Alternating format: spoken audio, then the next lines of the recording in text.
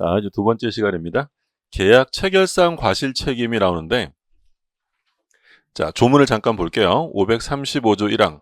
목적이 불능한 계약을 체결할 때, 그러니까 계약을 체결할 때 이미 목적이 어떻다는 거야?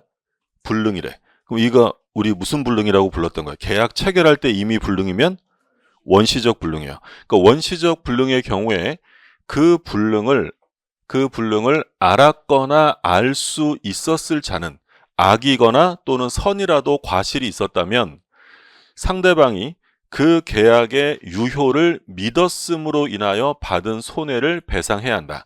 여기서 이제 유효를 믿었음으로 인하여 받은 손해, 요거를 이제 뭐라고 하냐면 신뢰이익이라고 불러요. 신뢰이익을 배상해야 돼요. 근데 무제한은 아니고 단서 조항에 보세요. 그 배상액은 계약이 유효함으로 인하여 생길 이익액을 넘지 못한다. 그럼 이제 여기서 유효함으로 인해서 생길 이익이라는 것은 이행이익을 말합니다. 줄여서 말하면 그럼 이제 신뢰이익을 배상하는데 무제한은 아니고 한도는 어디까지? 이행이익을 배상해요. 자, 이 항 보세요. 전항의 규정은 상대방이 그 불능을 알았거나 알 수 있었을 경우에는 적용하지 않습니다. 그러면 이 신뢰이익을 배상받으려면 상대방은 선의이면 되는 거예요? 선의 무과실까지 갖춰야 한다는 거야. 무과실까지. 알았거나 알 수 있었을 경우에는 배상 못 받는 거예요? 그게 이제 신뢰이익에 대한 배상. 이게 계약 체결상 과실 책임입니다. 그럼 이제 보시면 불능인데 이거 우리가 총칙 첫 시간에 본 거야. 불능은 원시적 불능과 후발적 불능이 있었어요. 그럼 무효가 되는 건 어떤 거야?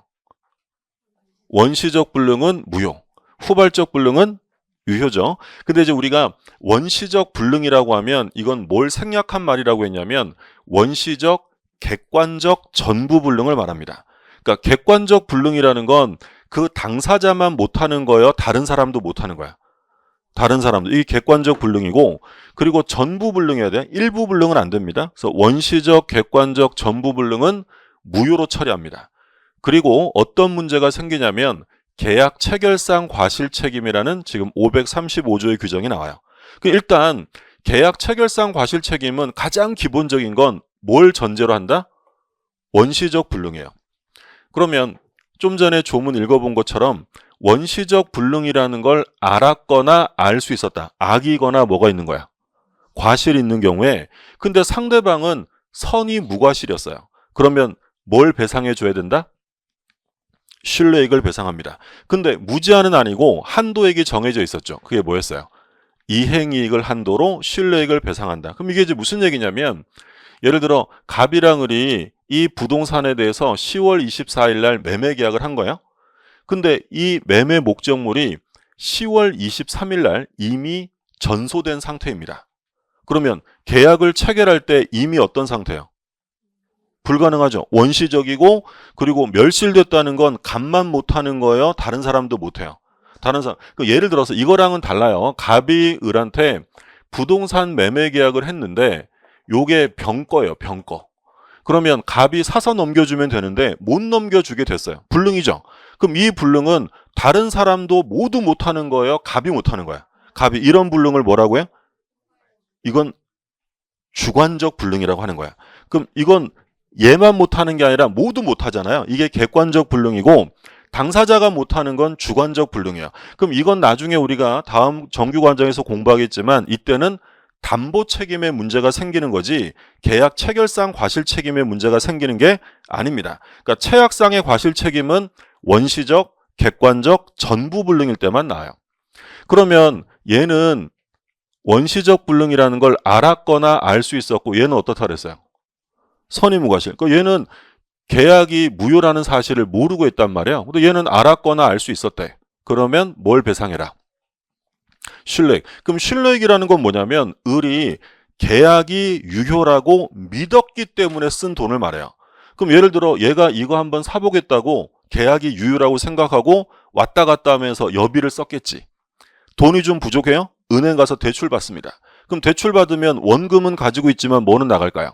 이자 나가겠지. 그러니까 요 여비나 대출이자 같은 것이 대표적인 뭐야?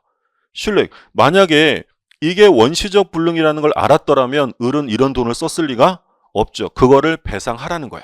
근데 무제한 배상은 아니었죠. 얼만큼?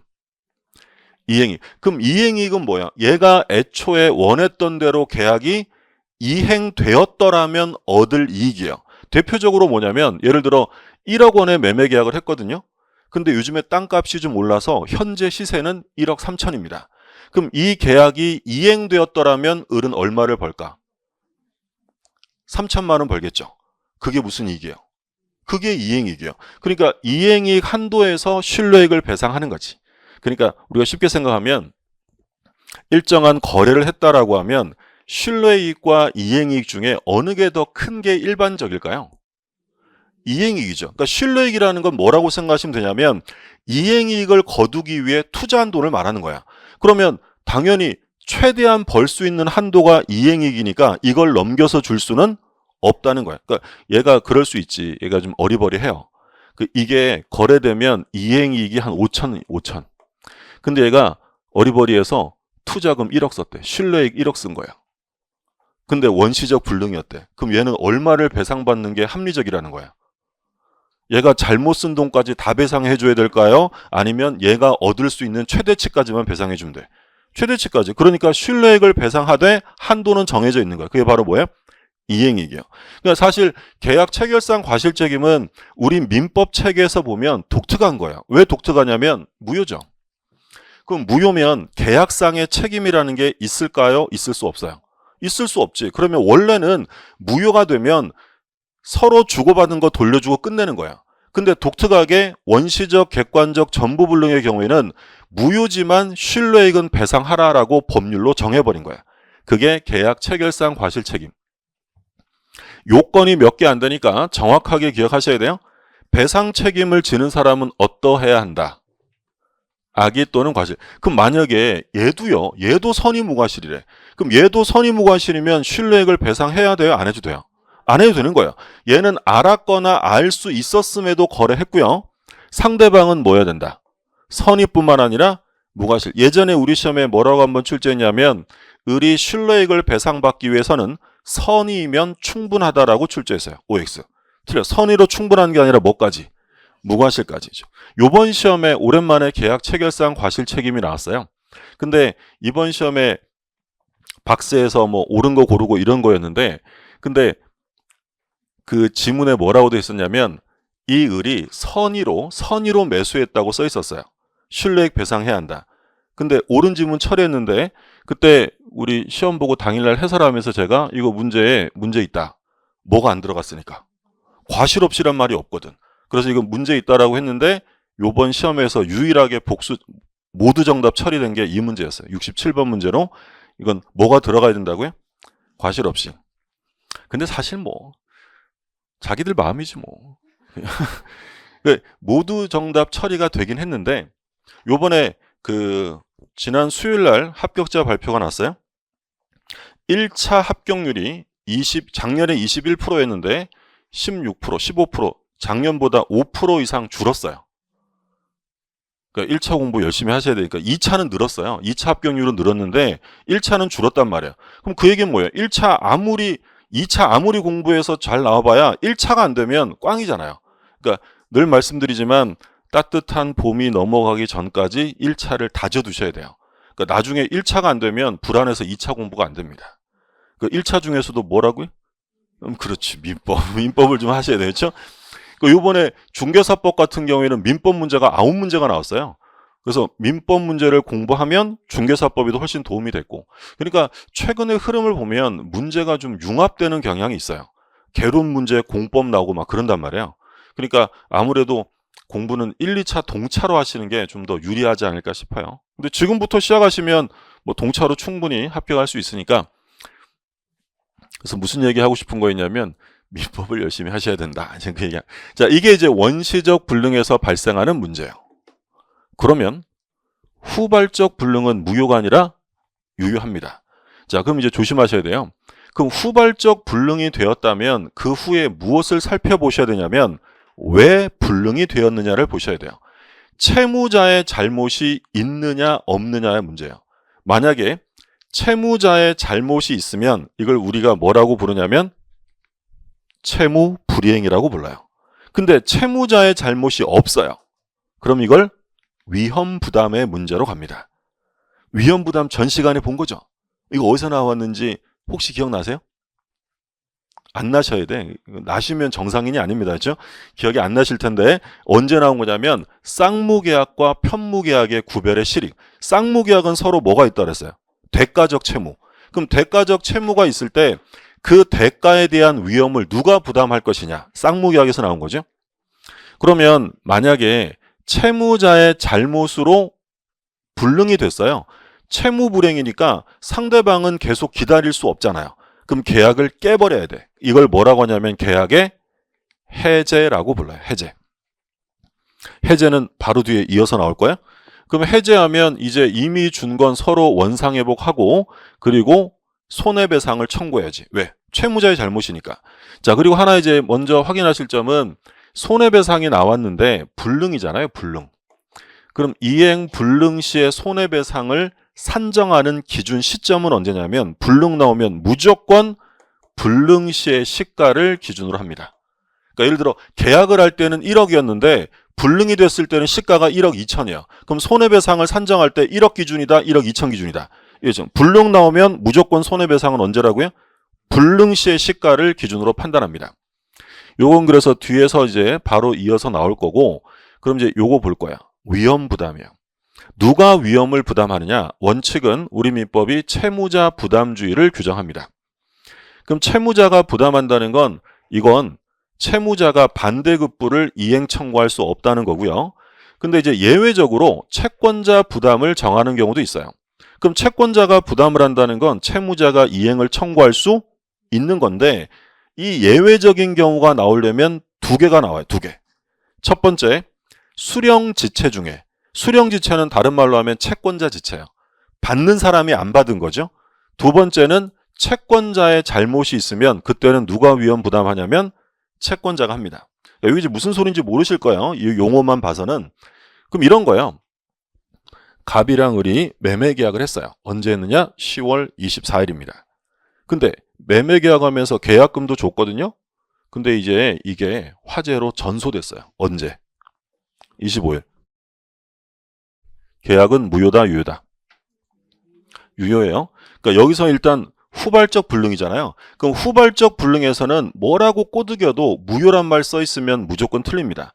그러니까 예를 들어서 매매계약 체결 이후에 목적물이 전소되어 소유권 이전이 불능으로 확정되면 매매계약은 무효가 된다. OX. 틀리는 거예요. 이게 이제 예전에 우리 시험 2년 연속으로 출제가 됐어요. 후발적 불능은 무조건 유효인 거야. 그러면 일로 갈 수는 없는 거지. 이제 일로 가는 거야? 그럼 그 다음에는 뭘 살펴보시라고요? 채무자의 잘못. 인도의무자가 매도인이잖아요. 얘 잘못이 있냐 없냐를 보는 거야. 만약에 얘가 집에서 실수로 불 태워 먹었다. 그러면 얘 잘못이 있는 거죠. 그럼 어디로 가는 거야? 채무 불이행으로 가는 거야. 그럼 을은 계약을 어떻게 할 수 있다? 해제하고 손해배상 청구하는 거야. 근데 지문을 읽어봤더니 이 건물이 제3자가 불냈다. 또는 번개 맞고 다 탔다, 태풍으로 멸실되었다고 써 있어요. 그럼 얘네들의 공통점은 뭘 말하는 거죠? 얘 잘못이 아니라는, 그때 발생하는 문제가 뭐다? 위험, 대가 위험을 그러면 누가 부담하고 이 관계를 끝낼 거냐라는 거야. 누가 부담한다고요? 채무자가 부담하는 거야. 그러면 채무자가 을한테 대금 주세요라고 할 수 있느냐? 대금 청구 된다, 안 된다? 안 되는 거지. 누가 불능이니까. 누가 부담하는 거니까. 채무자 부담. 이해되셨어요? 생각을 해보세요. 우리가 을이야, 을. 계약금 주고 매매 계약을 했어요. 며칠 있다가 매도인이 전화를 한 통 합니다. 매수인, 왜요? 그랬더니 어떻게 다 탔어? 이럽니다. 그러면 우리가 을이면 아우 많이 놀라셨겠다. 중도금, 잔금 바로 입금합니다. 라고 할 거예요? 말도 안 되는 얘기지. 돈 주지 않습니다. 그러면 계약금은 위로금으로 주실 거예요? 아니죠. 그러면 대금 청구할 수 없고 계약금은 부당이득으로 되돌려 받는 거야. 그럼 갑의 입장에서 보면 내 건물은 불탔지만 돈은 한 푼도 받을 수 없는 거지. 누가 대가 위험을 부담하는 거야? 채무자가 부담한다는 거야. 이게 채무자 부담주의. 채무자는 돈 주세요라고 이행 청구할 수 없어요. 근데 어떤 경우에는 된대요. 수령지체나 채권자의 잘못이 있다. 그럼 수령지체는 뭐냐면 예를 들어서 을이 요 두 가지인데 수령지체 중이라는 건 을이 언제 넘겨받기로 했냐면 예를 들어서 11월 1일 날 인도받기로 했어요. 근데 을이 정당한 사유 없이 받지를 않아. 받지 않는다는 게 뭐라고요? 수령지체. 이걸 채권자 지체라고 불러요. 근데 수령을 지체하고 있던 도중에 11월 3일 날 번개 맞고 다 탑니다. 누가 책임지라고요? 을이 제때 받았으면 을내지 불라는 거잖아요. 그럼 이런 경우에는 대금 청구할 수 있다 없다? 있다. 그럼 이런 경우에는 을이 계약금 돌려주세요 돼 안 돼? 아니 계약금을 돌려주는 게 아니라 중도금 잔금 넣어줘야 된다는 거야. 두 번째는 누구 잘못일 때? 채권자 잘못일 때. 이건 말할 것도 없죠. 을이 매매 계약하고요. 매매 목적물에 놀러 갔다가 을이 불태웠대. 그럼 당연히 누가 대금 줘야 돼? 을이 줘야죠. 요게 채권자 부담주의. 보험금 이런 건 지금 안 보셔도 되겠고 여기까지만 정리하시면 돼요. 이해되셨어요? 그래서 원칙은 누가 부담한다고요? 채무자. 그런데 수령지체나 채권자의 잘못이 나오면 채권자 부담입니다. 그러면 요 위험부담 얘는 언제만 나온다? 후발적 불능. 그럼 이제 지문에 이렇게 물어봐요. 원시적 또는 후발적 불능에서 위험부담이 문제된다라고 써 있으면 틀리는 거예요. 원시적 불능에서는 안 나와. 어디서만 나온다고? 후발적. 자, 그리고 대가에 대한 문제니까 편무계약에서도 나올까요? 쌍무계약에서 나올까? 쌍무. 아까 보신 거죠? 쌍무계약에 적용되는 거지 증여와 같은 편무계약에서는 적용될 수 없는 거야. 요것도 출제가 됐었고 강행규정이냐 임의규정이냐라고 물으면 요거는 임의규정이야. 임의규정. 우리 지금 물권법 끝내고 뭘로 들어왔죠? 계약법. 계약은 뭐가 원칙이야? 자유. 그러면 계약법 오늘 맨 마지막에 임대차 잠깐 볼 건데 임대차가 계약법의 제일 마지막입니다. 임대차 전까지는 뭐라고 물어보든지 간에 그냥 임의규정이라고 생각하시면 돼요. 근데 이제 임대차 가면 임대인과 임차인 중에 누가 확연한 약자로 나타날까요? 임차인. 그러면 임대차 가면 약자인 임차인을 위한 강행규정이 몇 개 있어요. 그럼 임대차 전까지는 다 뭐라고요?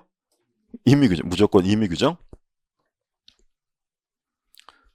자, 교재 볼게요.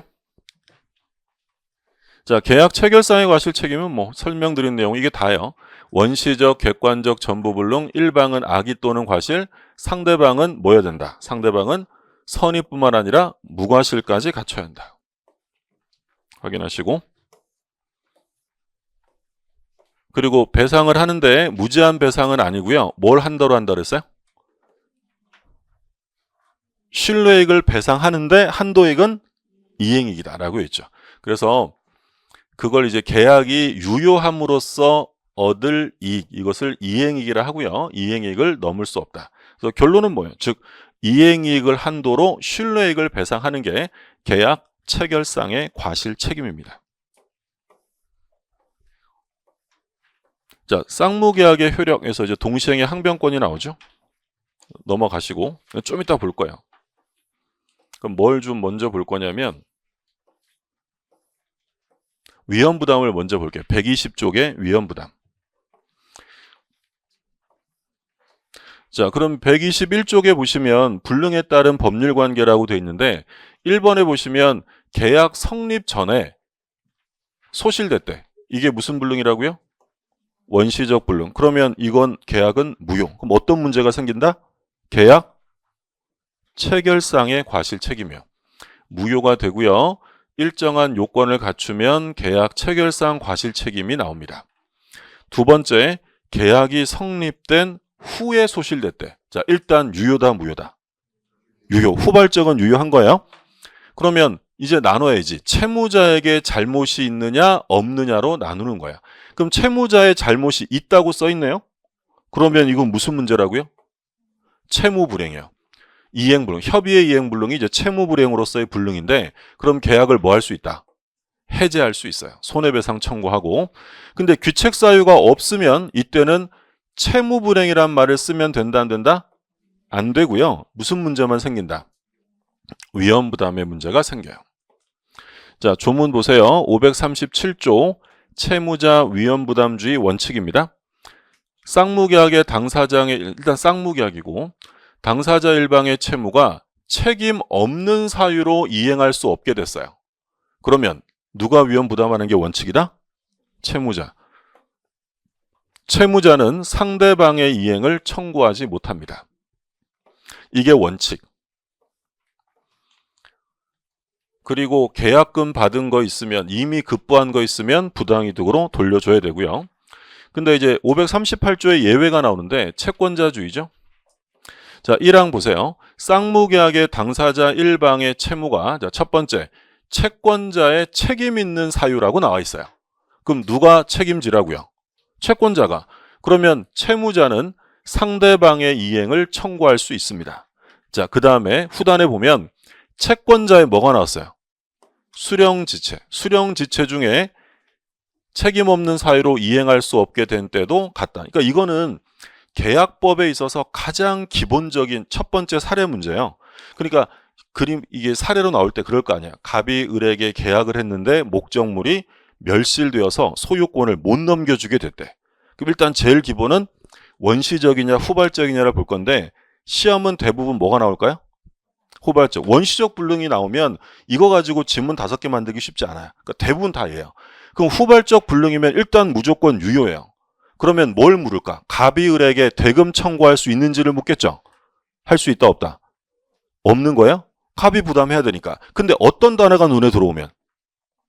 수령지체 또는 채권자의 책임이 들어오면 반대가 되는 거야. 대금 청구할 수 있다라는 거야. 그 얘기고. 근데 이제 꼬드기는 지문 중에 뭐가 있냐면, 예를 들어서 계약 체결 이후에 제3자의 실화로 목적물이 멸실되어 소유권 이전이 불능이 되면 을은 즉시 계약을 해제할 수 있다. OX. 이게 번개 맞고 다 탔어요? 그럼 을은 즉시 계약을 해제할 수 있다. 이게 유혹하는 건데 틀립니다. 해제는 언제 쓰는 말이에요? 채무불이행. 그러면 이 해제란 말이 나오려면 얘 잘못이 있어야 돼. 얘 잘못이 없으면 채무불이행의 위험부담이야. 위험부담이지. 그러니까 이 해제라는 말은 얘 잘못이 있어야 돼요. 그럼 얘 잘못이 없잖아 지금 요건. 그죠? 그럼 잘못이 없으면 해제란 말 나오면 안 되고 뭐가 나와야 돼? 누가 위험을 부담할 거냐라는 문제야. 누가 부담한다? 채무자가 부담하는 거야. 그러면 계약금 받은 거 돌려주고 얘 집은 다 탔고 그리고 법률관계는 그것으로 끝나는 거야. 그게 원칙입니다. 근데 이제 그런 생각이 들 수 있죠. 왜 매도인이 채무자인 거야? 라는 생각이 들 수 있어요. 안 드는데 괜한 얘기를 한 것 같고. 나중 되면 그런 게 좀 신경 쓰이는데 이런 거예요. 갑이 을이랑 부동산에 매매 계약을 했단 말이에요. 근데 매매 계약은 편무 계약이에요? 쌍무 계약이에요? 쌍무계약. 쌍무계약이라는 건 서로 채권 채무가 있는 거야. 그러면 매도인은 뭘 받을 채권이 있을까?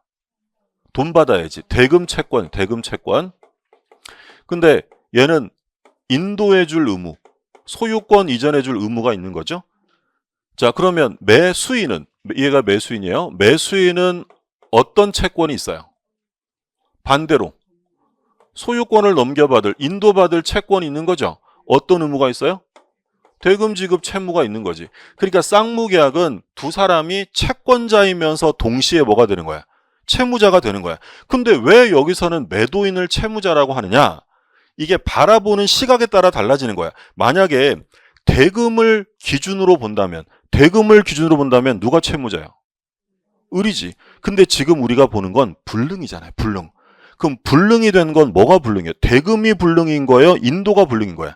인도가, 그러니까 포커스가 인도에 맞춰져 있기 때문에 인도 의무자를 채무자라고 부르는 거야. 그럼 인도 의무자가 누구야? 매도인이지. 그래서 얘를 채무자라고 부르는 거지. 무조건 매매계약에서 매도인이 채무자인가요? 이렇게 물으면 그건 아닙니다. 무엇을 기준으로 보느냐에 따라 달라지는데 요건 불능의 기준이기 때문에 누구를 채무자라고 하는 거야. 갑. 그럼 얘는 뭐예요?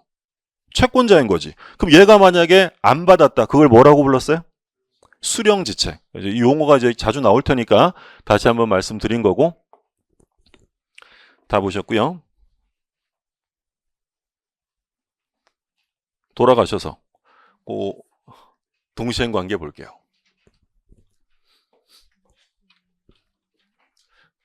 동시행 보기 전에 기출문제 하나 볼까요? 요번 우리 시험 문제입니다. 35의 기출. 갑은 X 건물을 을에게 매도하고 을로부터 계약금을 받았는데 그 후 갑거래 기책 사유 없이 멸시다. 일단 뭐가 눈에 딱 들어와야 돼. 이게 들어와야 돼. 이게. 그러면 이게 들어오면서 어떤 생각이 떠올라야 돼요? 무슨 문제다? 위험부담 문제. 이거 채무불이행 문제 아닙니다. 그럼 여기에 해제란 말이 써 있으면 다 틀리는 거야. 해제는 나올 수 없고 위험부담. 그럼 누가 위험부담한다? 갑. 그럼 대금 청구할 수 없고 받은 거 돌려줘야 돼. 근데 만약에 지문 중에 뭐가 나오겠어요? 수령지체나 채권자의 책임이 나오겠지. 그러면 대금 청구할 수 있는 거예요. 자, 옳은 것을 모두 고르래. 기억 보세요. 갑은 을에게 잔대금의 지급을 청구할 수 있다. OX. 안 되죠. 얘가 부담해야 되니까. 얘가 부담해야 되니까. 니은. 을은 갑에게 계약금의 반환을 청구할 수 있다. 그렇죠. 이거 위로금 아니라 그랬잖아요. 돌려받아야지. 자, 만약 을에 뭐가 나왔어요? 이게 눈에 딱 들어와요. 수령지체 나와야죠. 그러면 누가 위험 부담한다?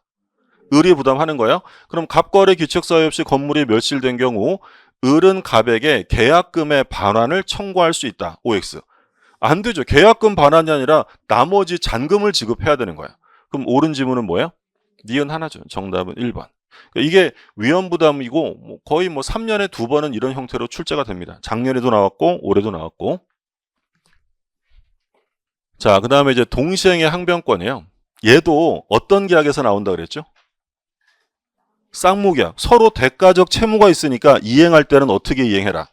동시에. 그럼 생각을 한번 해보시면 이런 거잖아요.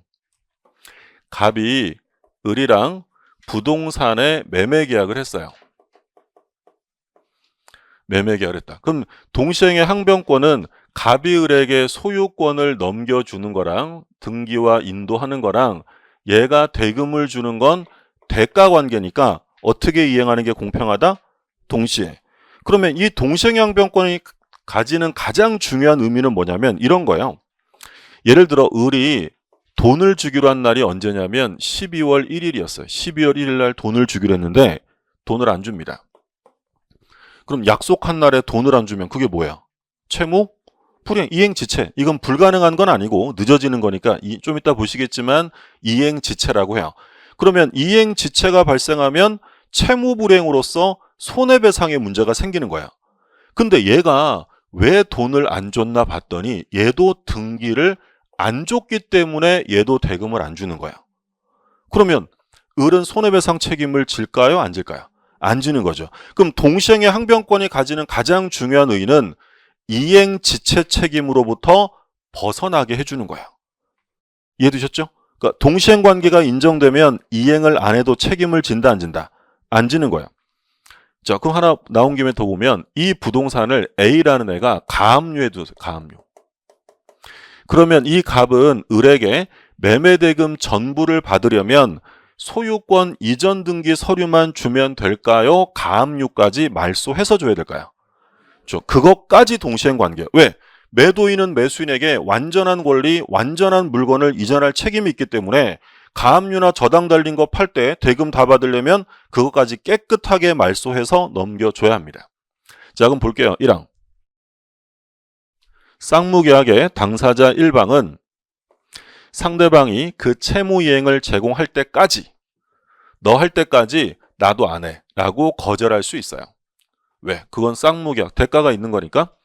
자, 단서조항 볼게요. 그러나 상대방 채무가 변제기에 있지 않대요. 그럼 바꿔서 얘기하면 내가 먼저 이행하기로 계약을 한 거야. 그럼 선이행 의무자는 동시행의 항변권을 행사할 수 있다 없다? 없는 거예요. 내가 먼저 이행하기로 했으니까. 2항. 당사자 1방이 상대방에게 먼저 이행해야 할 경우, 이게 이제 줄여서 말하면 무슨 의무가 있다는 거야? 선이행 의무라고 해요. 먼저 이행하기로 약속을 한 거죠. 상대방의 이행에 곤란할 현저한 사유가 있다. 이때는 1항 본문처럼 동시행 관계를 인정해 줍니다. 그러면 상대방의 이행이 곤란할 현저한 사유가 있다. 이거 좀 이따 우리가 이걸 뭐라고 하냐면 소위 불안의 항변권이라고 부를 거예요. 자, 볼게요. 동시행의 항변권의 성립 요건을 일단 볼게요. 세 가지가 나올 거예요. 첫 번째는 서로의 채무가 하나의 원인에서 발생해야 돼. 하나의 동일한 쌍무계약에서 나올 것. 두 번째, 상대방 채무에 뭐가 도래해야 돼요? 변제기. 자, 세 번째, 상대방이 이행이나 이행의 제공을 한 거예요, 안 한 거야? 내가 동시행을 주장한다는 건 상대방이 한 거야, 안 한 거야? 안 한 거지. 상대방이 했으면 나도 해야지. 동시행을 주장할 수 없기 때문에 상대방이 하지 않았음을 전제로 합니다. 자, 그럼 첫 번째부터 볼게요. 하나의 쌍무계약이 한다. 일단 편무계약은 대가가 없기 때문에 기본적으로 동시행이 나오지 않고요. 하나가 아니라 별개 원인으로 서로에게 채무가 있대. 별개 원인. 동시행 관계가 된다, 안 된다? 안 됩니다. 안 돼요. 하나의 원인이 아니니까. 근데 특약이 있으면 돼요. 특약이 있으면 인정할 수 있다. 그럼 결론은 뭐야? 별개 원인으로 발생한 채무는 특약이 없는 한 동시행 관계다, 아니다? 아니다라는 거야. 그러니까 예를 들어서 갑이랑 을이 매매 계약을 했어요. 그럼 얘가 소유권을 주는 거랑 얘가 대금을 주는 건 매매라는 하나의 계약에서 나온 대가적 채무야. 그러니까 무슨 관계다? 동시행 관계야. 근데 만약에요, 예전에 소비대차 계약, 돈 빌려주는 계약을 통해서 갑이 을에게 1억 원의 채권이 있대. 상황이 이해되셨어요? 그러니까 옛날에 누가 돈 빌려줬어요? 갑이. 그리고 둘이 매매 계약을 한 거야. 그러니까 을이 매매 대금을 주면서 등기 주라 그랬더니 갑이 뭐라고 하냐면, 야, 너 옛날에 1억 빌려간 거 있지? 그것까지 갚아. 그러면 등기 줄게. 라고 동시행을 주장할 수 있다, 없다? 당연히 없겠죠. 왜 없다는 거야? 얘랑은 하나가 아니라 별개 원인으로 만들어진 거니까 동시행 관계가 나올 수가 없다는 거야. 근데 만약에 옛날에 돈 빌렸고 요번에 매매 계약하면서 둘이 뭐라고 특약을 했냐면, 옛날에 빌려간 돈도 동시에 이행하자라고 특약을 했어요. 그럼 특약이 있으면, 원칙은 인정될 수 없지만 뭐가 있으면, 특약이 있으면 인정해 주는 거지. 그 얘기 하는 거예요. 그래서 원칙은 별개 원인으로 생기면 안 되는 거고. 자, 두 번째는 뭐가 도래해야 된다? 변제기. 자, 두 번째, 변제기가 도래해야 돼. 변제기. 예를 들어서 이런 거죠. 둘이 매매 계약을 했어요. 갑이 소유권을 11월 1일 날 주기로 했고요. 을은 매매 대금을 한 달 있다 주기로 계약을 했어요. 이렇게 계약할 수 있어요, 없어요? 자기 마음이지. 동시행의 항변권은 강행 규정이겠어요, 임의 규정이요? 임의 규정이니까 얼마든지 이렇게 할 수 있어요.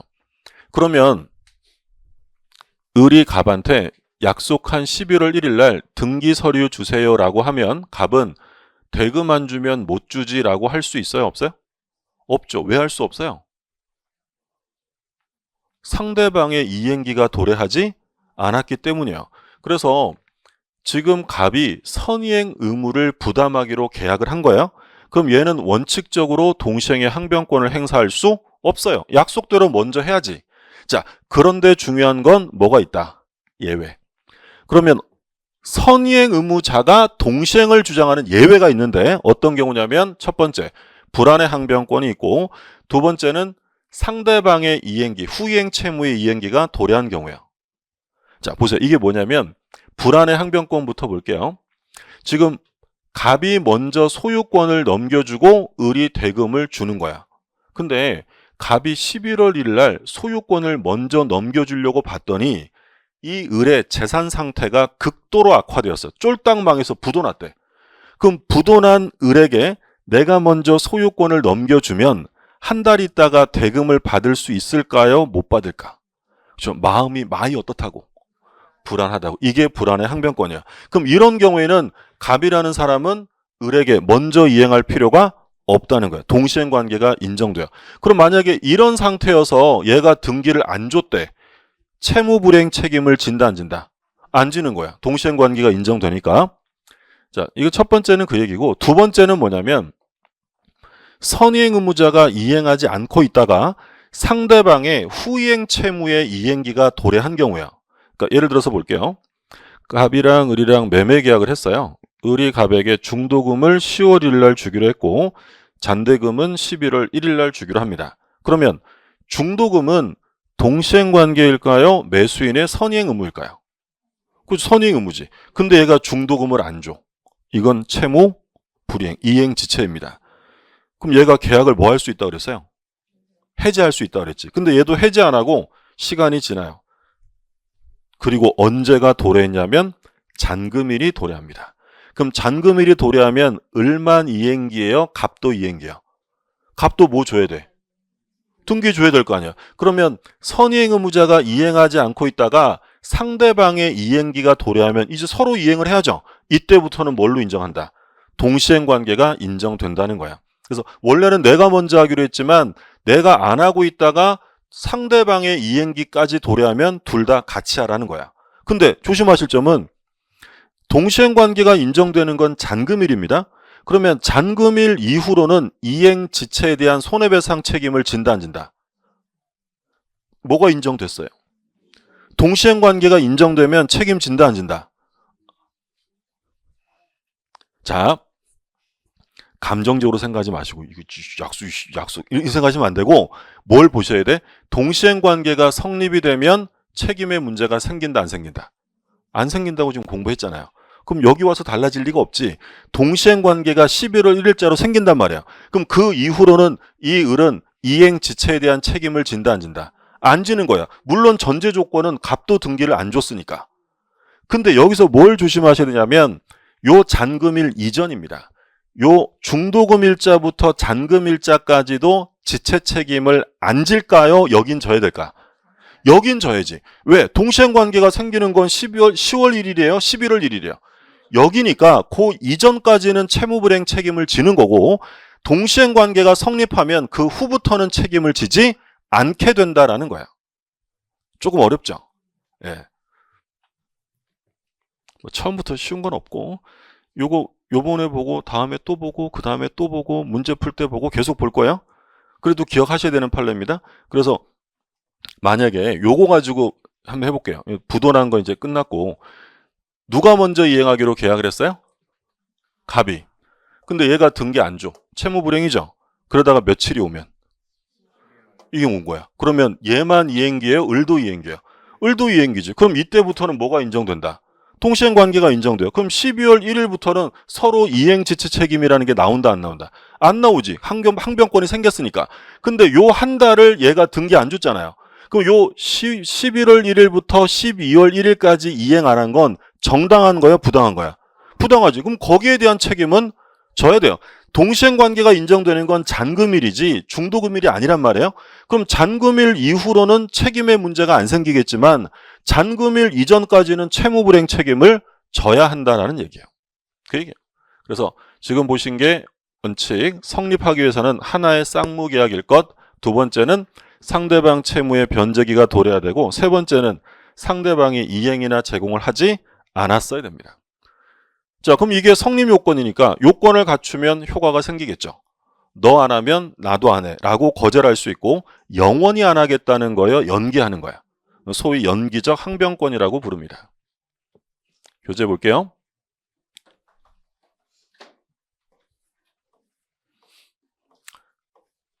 그래서 성립 요건 지금 요거 쭉 얘기한 거예요. 1, 2, 3번.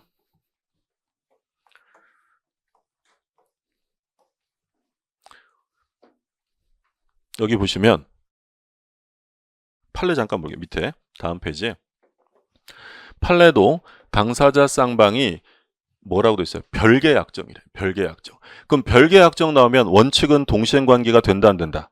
안 돼요. 안 되는데 근데 뭐라고 돼 있냐면 특약을 할 수도 있잖아. 특약한 사실이 없대요.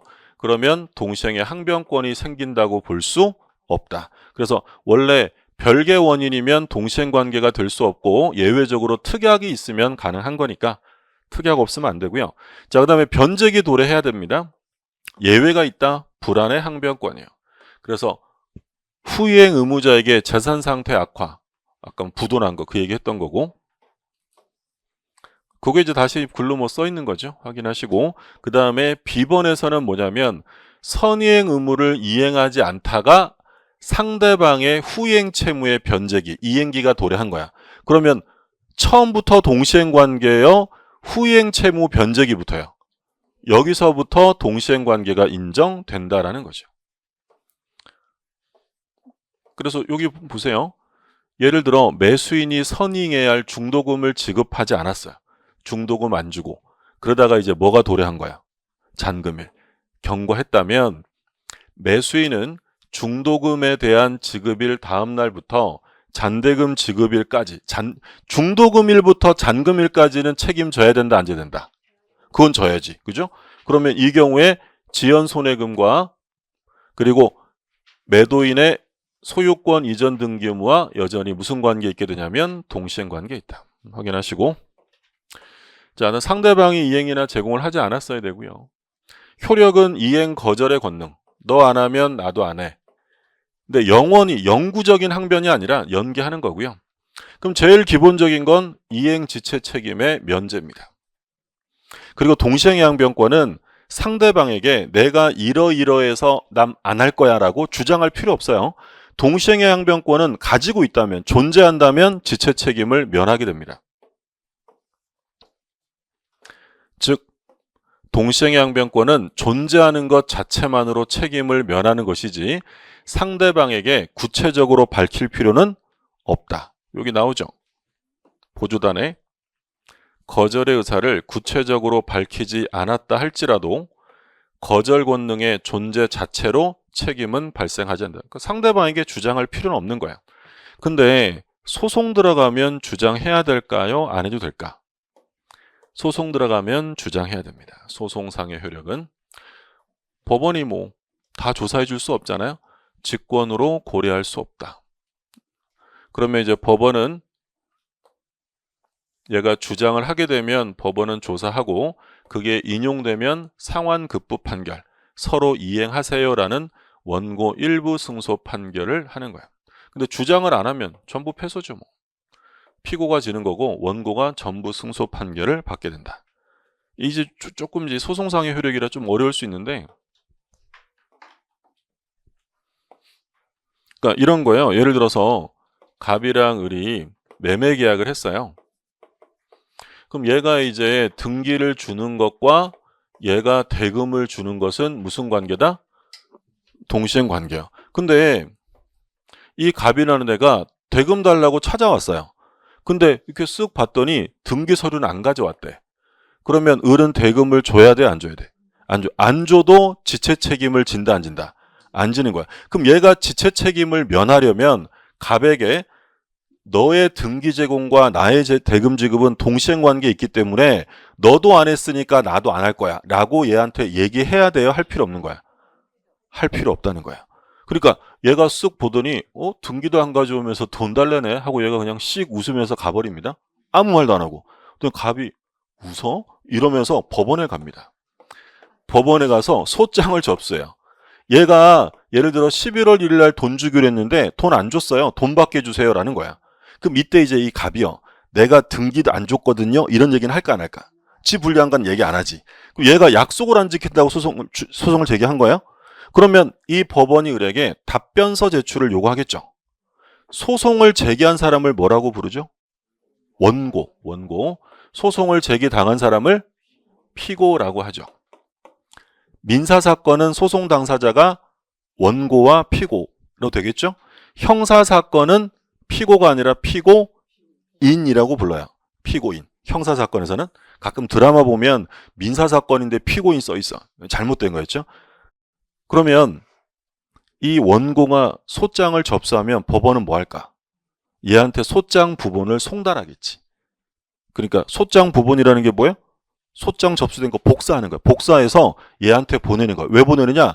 너 할 말 있으면 해봐. 야, 너한테 소송 제기 들어왔거든? 답변서 제출해라고 합니다. 그럼 얘가 답변서에다가 뭐라고 써야 돼, 안 써야 돼? 써야 돼요. 답변서에다가 내가 동시행 관계에 있었다는 얘기를 안 한 거야. 그럼 누가 이 재판 이기는 거야? 원고 전부 승소입니다. 그럼 얘가 주장을 안 하면 법원이 을이 왜 돈을 안 주셨을까라고 법원이 알아서 직권으로 조사한다, 안 한다? 안 합니다. 주장 안 하면 갑이 승소하고 을이 주장해야지. 답변서에다가 매매 계약이 있었고 갑이 소유권 안 넘겨서 돈 안 준 거야 라고 주장합니다. 그럼 법원이 조사하겠죠. 맞아요. 동시행 관계 맞아. 그럼 법원은 무슨 판결한다고요? 당신들 서로 주고받으세요. 그걸 이제 뭐라고 부르냐면 상환급부 또는 상환이행 판결이라고 불러요. 원고 일부 승소 판결이지. 그러니까 우리가 이 마음 같아서는 원고 승소하고 싶어요? 원고 패소하고 싶어? 쥐는 약속도 안 지키고 돈 달라고 소송한 거잖아요. 마음 같아서야 원고 전부 패소 이러고 싶지만 어차피 서로 뭘 해야 돼요? 주고받아야 되잖아요. 그럼 소송 경제상 그냥 주고받으시라 라고 상환급부 판결합니다. 이 똑같은 내용이 유치권에서 똑같이 나와요. 유치권이 있는지 없는지는 법원이 알아서 조사할까요? 주장해야 될까요? 주장해야 돼. 그럼 주장했더니 유치권자 맞아요. 그럼 너는 돈 주고 너는 물건 줘 라고 무슨 판결한다? 상환급부 판결, 원고 일부 승소 판결을 하게 됩니다. 그 얘기하는 거고요. 자, 위헌부담까지 다 보셨고 그 다음에 이제 계약의 해제가 나오죠. 해제. 계약의 해제부터는 좀 쉬었다가 보시죠.